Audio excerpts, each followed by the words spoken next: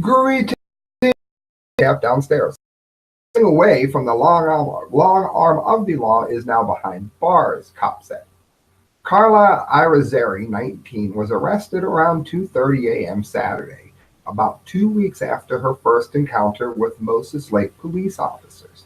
Irizarry was a passenger in a vehicle when cops conducted a traffic search. Now listen to this, because the stories only get dumber from here. This is how dumb she really is. The driver, Giovanni Powell, 27, was arrested for driving while arrested for driving while suspended. They mean her license. Terrible, terrible wording there.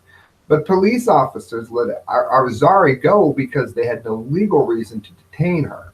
Officers searched the vehicle and found the 19-year-old's ID along with a pistol, heroin, and her paperwork from the last time she was released from jail. Irizarry is a convicted felon, making it illegal for her to possess a firearm. Irizarry, however, seemed to get a little too excited about thwarting police and went on the department's Facebook page to brag about it. Yep. When I told you it was the dunce cap of the month and you didn't believe how dumb they were going to get, now you're completely understanding it. And trust me, friends, these stories, as they are, only get dumber as we go. Check this out. And I wrote this for the Conservative Daily Post, so I'm going to go ahead and read it pretty much the way it is, because I wrote it the way I obviously would have wanted it to have already been written. The Dallas News has written today that a rapper named Nana loves to put his crimes into song lyrics. However, the judge heard those lyrics and he was sentenced to 12 years behind bars for his bragging. Again, this is on the Conservative Daily Post. The words to his music, if you want to call it that, talked about drive-bys and elements of gang violence, which Nana, whose real name is Nike's Earl Campbell, made no effort to hide. On YouTube and Facebook Live, much like I am now, he boasted of his wars with rival gangs, which I'm not doing now, and it ended in bloodshed and needless death. Only today's liberal and postmodern, aka post-Christian schools could make a person this woefully stupid, according to many who have followed the details of the case. Much like the equally brainless Michael Prasad, whose single "sell drugs," D-R-U-G-Z, led police right to his crimes too, and there's a link to that, Nana's lyrics were a roadmap for prosecutors to easily use in order to tie him to a myriad of crimes, including an ambush robbery in which he allegedly shot a man 8 times while he was sleeping in bed. Now, allow that to sink in for just a moment, if you would. The man is sleeping in bed, and not only does this thug come and shoot him while he's sleeping, but he then brags about he shot a defenseless man while he was sleeping. This is great.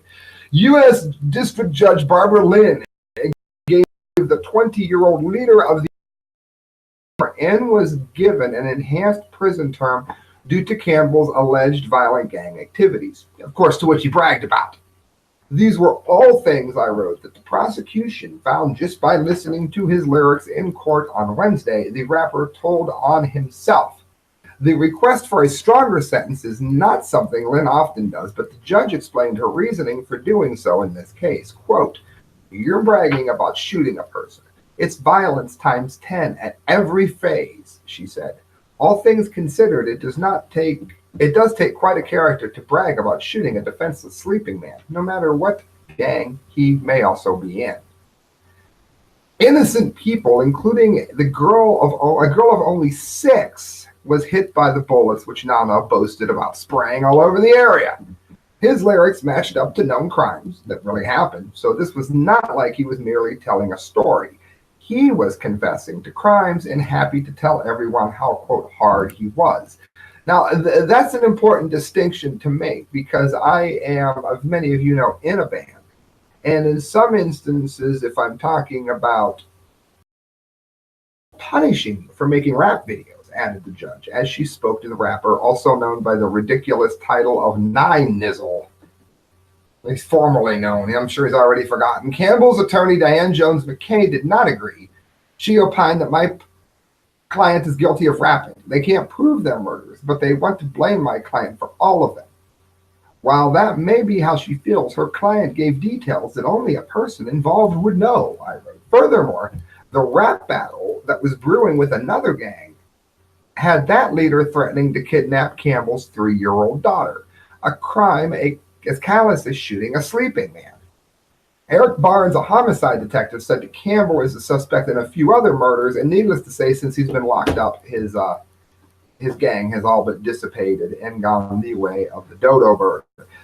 Moving on to other dumdies, of which I'm sure you want to hear of. Again, you can donate to the show at thecorrectviews@hotmail.com through PayPal,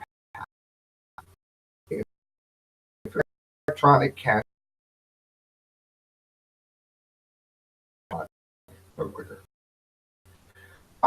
According to the smoking gun, he told officers he was only swigging from his bottle of Jim Beam at stop signs and traffic signals, and was therefore not drinking and driving based on that reasoning. Nothing brightens one's day like the logic of a drunkard. 2 weeks prior, Stevens was arrested for DUI in his Mercury Grand Marquis and was free on $1,500 bond in advance of his July 30 foist arraignment. His latest error was gently tapping a lady's bumper while at a drive-thru line at a McDonald's restaurant. The lady who he hit called the cops, and they later found bourbon on his seat. Now, see, I'm really nice. I wouldn't have even called the cops for somebody just tapping my van, but that's just me. He said at no point was he drinking while driving, and he only enjoyed the beverage. Stop sign.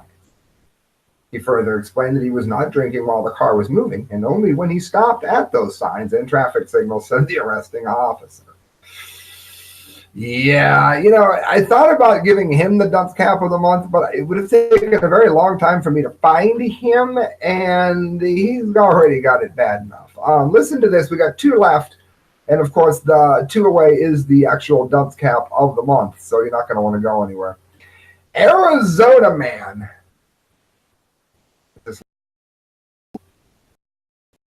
To the department to say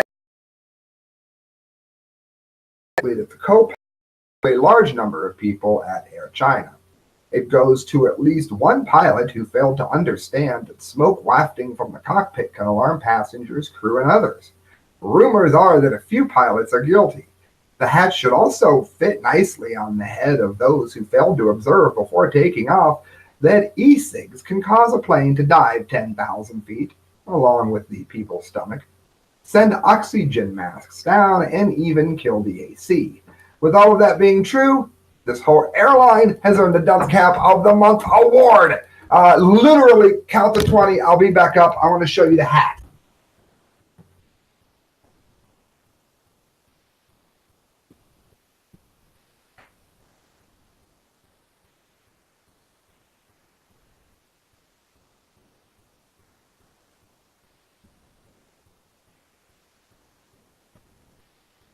I got 16 seconds, so I did fine.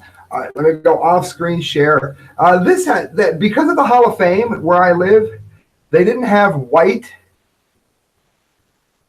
So I had to buy an orange cone to make the hat on this time. It didn't come out as good as some of them do, but it gets the point across. Dunce, of course.